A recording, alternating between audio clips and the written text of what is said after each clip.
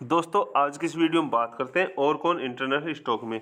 लगभग इस स्टॉक में 8% की कल शानदार तेजी देखने को मिली। पूरे रेलवे सेक्टर में ही हरियाली देखने को मिली। ठीक है, तीनों सेक्टर जो आरवीएनएल है, आईआरएफसी, आरकॉन है, इन सभी में अच्छा शानदार तेजी देखने को मिली। इसके रीजन क्या है, शॉर्ट टर्म लॉन्ग टर्म के टारगेट क्या होंगे, ठीक, उसके ऊपर बात करेंगे। लेकिन उससे पहले यदि आप लोगों ने E22 market YouTube channel subscribe नहीं किया तो प्लीज़ उसको सब्सक्राइब करें, लाइक करें और वीडियो को अंत तक देखें, क्योंकि आप लोगों का सपोर्ट मुझे और मोटिवेट करता है ताकि आप लोगों के लिए और अच्छी वीडियो और अपडेट लेके मैं आ सकूँ।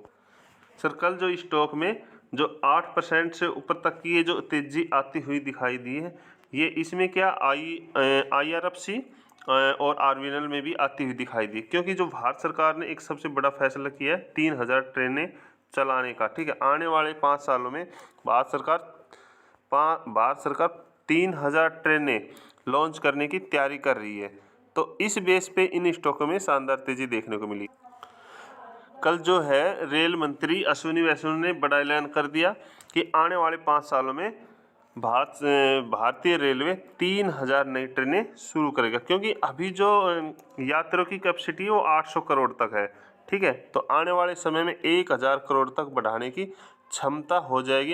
यानी कि आने वाले समय में 1000 करोड़ भारतीय यात्री उसमें भाई यात्रा कर सकेंगे। तो उस बेस पे जो ये 3000 ट्रेनें हैं चलाने का फैसला किया है। तो क्योंकि फिलहाल जो है ना 800 करोड़ यात्री सालाना रेलवे में सफ़र कर रहे हैं, तो आने वाले समय में 1000 करोड़ हो जाएगी। ये जो 3000 ट्रेनें अतिरिक्त होंगी, ठीक है, आने वाले 5 सालों में, तो इनका काम किसको मिलेगा सर? आरकॉन को मिलेगा, आरवीएनएल को मिलेगा, और साथ में जो आईआरएफसी है उसको क्या फ़ायदा होगा? जो आईआरएफसी है ना वो, क्योंकि जब इनको काम मिलेगा तो इसको काम कंप्लीट करने में इनको पैसे की ज़रूरत पड़ेगी, तो वो पैसा कौन प्रोवाइड कराएगा सर? वो आईआरएफसी करवाएगा। ठीक है, तो आईआरएफसी लोन फाइनेंस का काम करता है। ठीक है, तो इसके साथ साथ आईआरएफसी को फ़ायदा होगा। और इसके साथ साथ न्यूज़ क्या है कि इन चीज़ों के साथ साथ रेलवे हर साल के 200 से 250 ट्रेनें नहीं लाएगा, और जो 400 से 450 वंदे जो ट्रेन है वंदे, वो इन ट्रेनों से अलग है।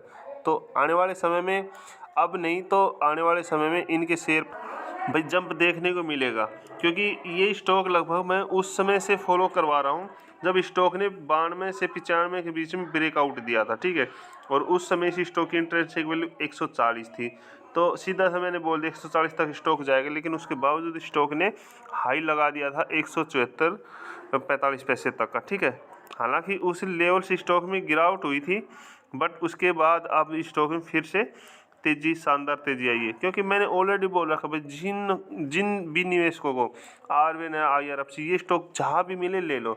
ये शॉर्ट टर्म के लिए नहीं है, लॉन्ग टर्म के लिए। शॉर्ट टर्म के लिए आप टेलीग्राम चैनल ज्वाइन कर सकते हो, जिसकी लिंक वीडियो के डिस्क्रिप्शन में है। क्योंकि इसके फाइनेंस अगर देखते हैं हम तो 15,763 करोड़ की कंपनी है, और स्टॉक पी 18 है, इंट्रेंसिव वैल्यू जो 140 थी 160 जा चुकी है। ठीक है, भाव चल रहे 168। साथ में कंपनी डिविडेंड भी 2% के लगभग प्रोवाइड कराती है। साथ में प्रोमोटर होल्डिंग में अच्छी टिकी हुई 73% की। ठीक है, डेप्ट है, डेप्ट आपको दिखेगा, क्योंकि कंपनी को फाइनेंस की जरूरत रहती है, तो ये डेप्ट कम ज़्यादा चलता रहता है।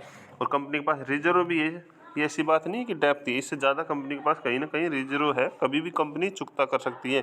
और 16,411 करोड़ के कंपनी के पास टोटल एसेट भरे पड़े हैं।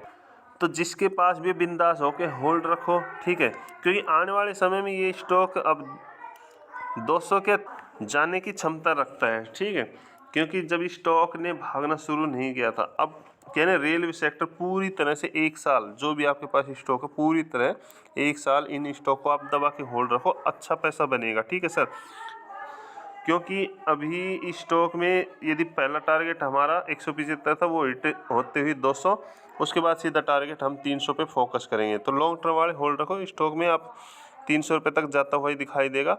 ठीक है, यदि और कोई सवाल हो तो आप कमेंट करो।